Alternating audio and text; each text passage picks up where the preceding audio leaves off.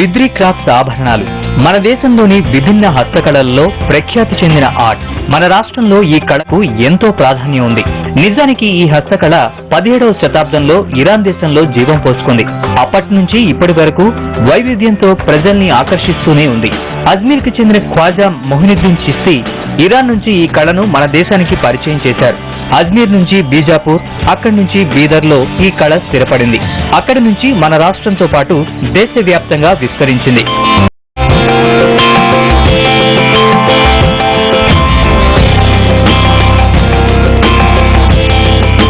బిద్రీ కళలో కావలసిన వాటిని తయారు చేసేందుకు కళాకారులు చాలా శ్రమించాల్సి ఉంటుంది. నమూనాను సిద్ధం చేసుకుంటారు. దీన్ని ఒక చెక్క పెట్టెలో పెట్టి ప్రత్యేకంగా తెప్పించిన మట్టితో నింపుతారు. అల్యూమినియం, కాపర్, జింక్ వంటి వాటి మిశ్రమాన్ని కరిగించి ఆ అచ్చులో పోస్తారు. ఆరిపోయిన తర్వాత దీన్ని తీసి తుది మెరుగులు దిద్దుతారు. దీనిపై కళాకారులు అద్భుతమైన డిజైన్స్ ను వేస్తారు.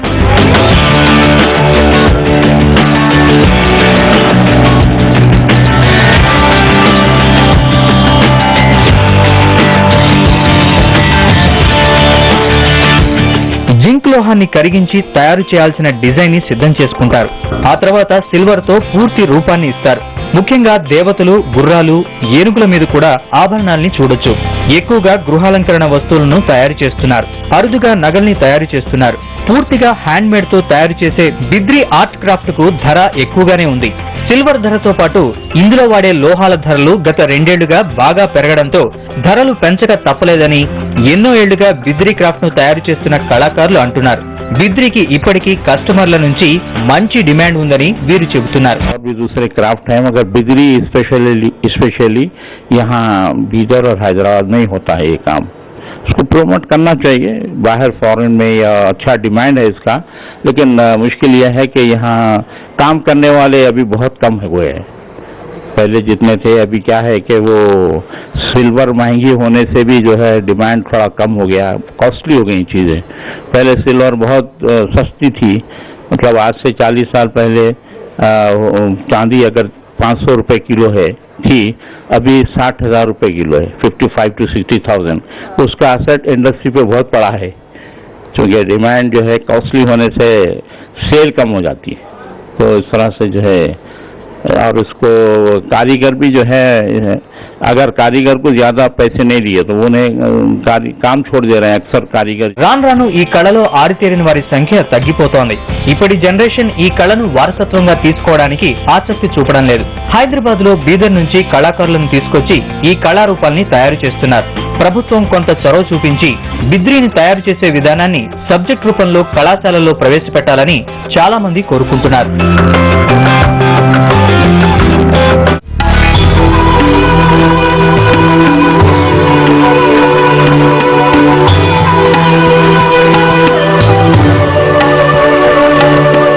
కలంకారి శిథిలావస్థలో ఉన్న ఒక అపురూపమైన కళ.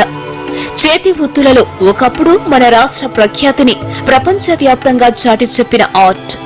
17వ శతాబ్దంలో తెలుగు గడ్డపై పురుడు పోసుకుని బ్రిటిష్ వాళ్లకు సైతం నచ్చిన కళ కలంకారి. మన రాష్ట్రంలోని శ్రీకాళహస్తి, మచిలీపట్నం ఈ కళకు పేరుగాంచిన ప్రాంతాలు. తరతరాలుగా ఎన్నో కుటుంబాలు ఈ కళను బ్రతికిస్తూ వస్తున్నాయి. భాష సమస్యలతో కలంకారిని వృత్తిగా స్వీకరిస్తున్న ప్రజల సంఖ్య తగ్గుతూ వచ్చింది.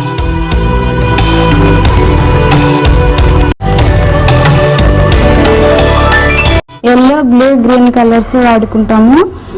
కొంచెం ఏదైనా డిఫరెంట్ కలర్స్ కావాలంటే బ్రౌన్ కలర్, పింక్ కలర్ కూడా తయారు చేసుకోవచ్చు. రెడ్, మెరూన్ లాంటివి కూడా.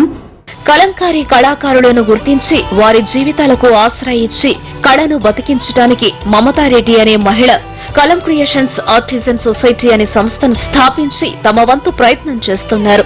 వివిధ ప్రాంతాల్లోని కళాకారులతో కొత్త డిజైన్లను వేయించడమే కాకుండా ప్రముఖ ఫ్యాషన్ డిజైనర్లతో కలంకారీ కళకు కొత్త కళ వచ్చేలా చేశారు. కానీ డిజైనర్స్ రావడం వల్ల ఒక్కొక్క డిజైనర్ తో పనిచేయడం వల్ల ఒక్కొక్క డిజైన్ ని ఇంప్రూవ్ చేయగలుగుతున్నాము. కలంకారీ చేసే పద్ధతి ట్రెడిషన్ అయినా వాడే డిజైన్లు డిఫరెంట్ గా ఉండడం వల్ల కలంకారీకి ఆదరణ పెరిగింది. కలంకారీ ఉత్పత్తులు మార్కెట్ అవసరాలను బట్టి వివిధ రూపాల్లో తయారు చేస్తుంటారు.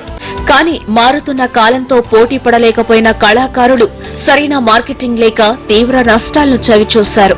చాలా మంది వేరే జీవనోపాధిని వెతుక్కోగా కొంతమంది ఆర్టిస్టు మాత్రం ఎన్ని ఇబ్బందులు ఎదుర్కొనైనా సరే తమ వృత్తిని కొనసాగిస్తూ వచ్చారు. అలాంటి వారిని గుర్తించిన కొన్ని స్వచ్ఛంద సేవా సంస్థలు వారితో మార్కెటింగ్, అమ్మకాలను నిర్వహిస్తున్నారు.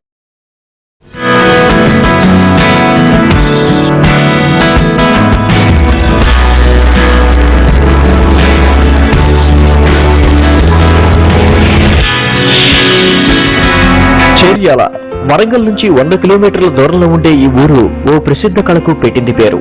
ఆ ఊరి పేరుతోనే చేర్యాల అనే పెయింటింగ్ కళ ఒకప్పుడు దేశీయంగా ఎంతో ఫేమస్. పెయింటింగ్ రూపంలో పురాణాలు, వివిధ కథలను ప్రజలకు వివరించేవారు. టీవీలు, సినిమాలు రాకముందు వినోదాన్ని పంచిపెట్టిన చేర్యాల ఆర్ట్స్ ఇప్పుడు అవసాన దశలో ఉంది. స్క్రోల్ పెయింటింగ్ తో తనకంటూ ఓ ప్రత్యేక శైలి ఈ కళకు ఉంది. ఇంట్లో అలంకరణకు ఈ పెయింటింగ్స్ అద్భుతంగా ఉంటాయి.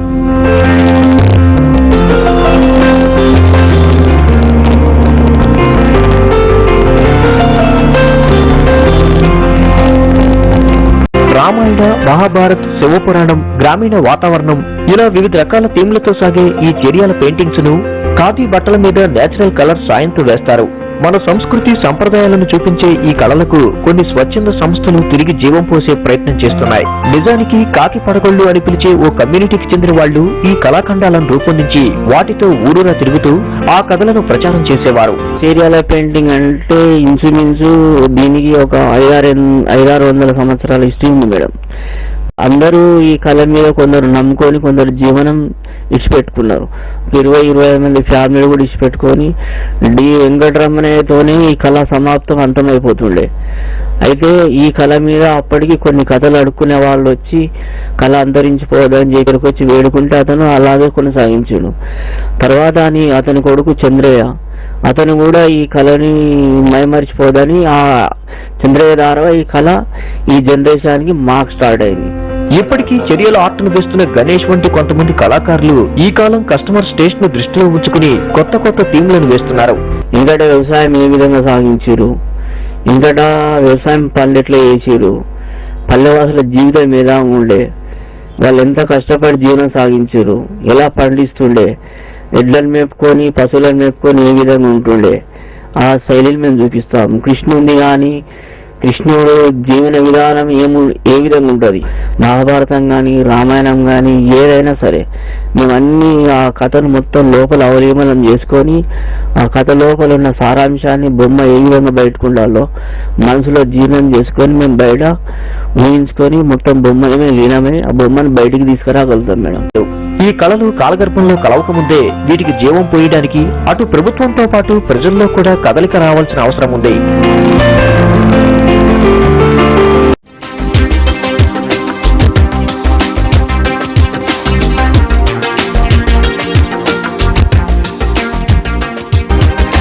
ఎప్పుడు గోల్డ్, సిల్వర్ ఆభరణాలు ధరించి బోర్ కొట్టిన వారు ఇప్పుడు మట్టితో తయారు చేసే యాక్సెసరీస్ పై మక్కువ చూపుతున్నారు. చాలా మంది వారి అవుట్ ఫిట్స్, శారీస్ కి మ్యాచ్ అయ్యేటట్టు జ్యువెలరీని డిజైన్ చేయించుకుంటున్నారని విక్రయదారులు అంటున్నారు.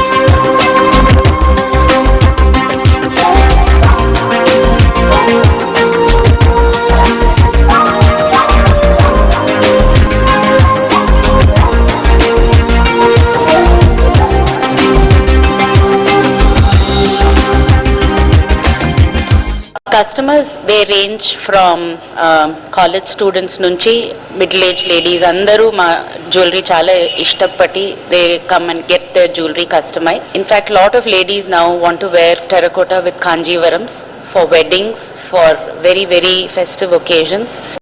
40 రూపాయల నుంచి 2000 రూపాయల వరకు ఖరీదున్న జ్యువెలరీ మార్కెట్ లో అందుబాటులో ఉన్నాయి. తక్కువ బడ్జెట్ తో పాటు కంఫర్ట్ గా కూడా ఉండటంతో కాలేజ్ స్టూడెంట్స్ కు తెగ నచ్చుతున్నాయి. రొటీన్ ఇయర్ రింగ్స్ బోర్ కొట్టిన లేడీస్ ఇప్పుడు టెరకొట్టా వైపు ఇంట్రెస్ట్ చూపుతున్నారు. ఫ్యాషన్ తో పాటు ఎకో ఫ్రెండ్లీ అయిన టెరకొట్టా ఇప్పుడు సిటీలో కొత్త ట్రెండ్ ని సృష్టించింది. ఇక మార్కెట్ లో లేటెస్ట్ ఇయర్ రింగ్స్ ఇంకా జ్యువెలరీ అమ్మాయిల అందాన్ని రెట్టింపు చేస్తున్నాయి. వీడియో జర్నలిస్ట్ తేజాతో స్నిగ్ధ, ABN హైదరాబాద్.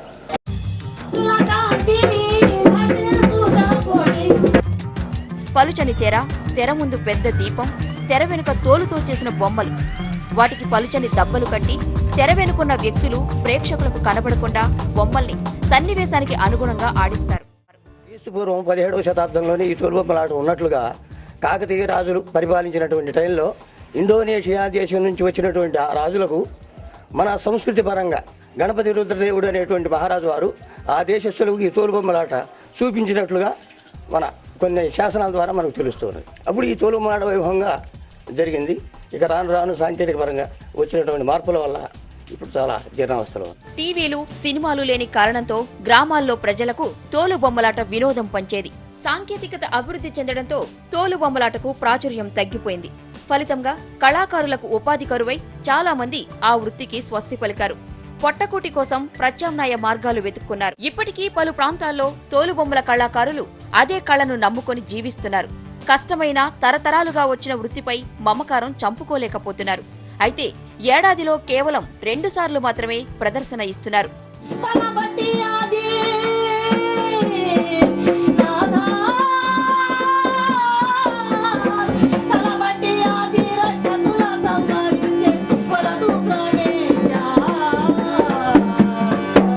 ఇప్పటి తరంలో చాలా మంది తోలుబొమ్మలాటను ప్రత్యక్షంగా చూసి ఉండరు. దీన్ని బట్టి ఈ కళకు ఎలాంటి ఆదరణ ఉందో అర్థం చేసుకోవచ్చు. అయితే తరతరాల కళను మర్చిపోలేని వారు ఎందరో ఉన్నారు. నచ్చిన కళను వదులుకోలేకపోతున్నామని, అదే సమయంలో తోలుబొమ్మలాట మనుగడ ప్రశ్నార్థకమవడం కలిచివేస్తోందని వారంటున్నారు. కాలగర్భంలో కలిసిపోవడానికి సిద్ధంగా ఉన్న అద్భుతమైన కళను బతికించుకోవాల్సిన బాధ్యత అందరిపైనా ఉంది. ప్రభుత్వం కూడా ముందుకు వచ్చి తోలుబొమ్మల కళాకారుల్ని ప్రోత్సహించి వారిని ఆదుకోవాలని కళాభిమానులు కోరుతున్నారు. లేదంటే తోలుబొమ్మలాట చరిత్ర గురించి పుస్తకాల్లోనే చదువుకునే దౌర్భాగ్యం దాపురించే ప్రమాదం ఉందని ఆందోళన చెందుతున్నారు. పద్యములు చెప్పిన వినరని పెద్దలని వాసన్నమాయే నీ వంటి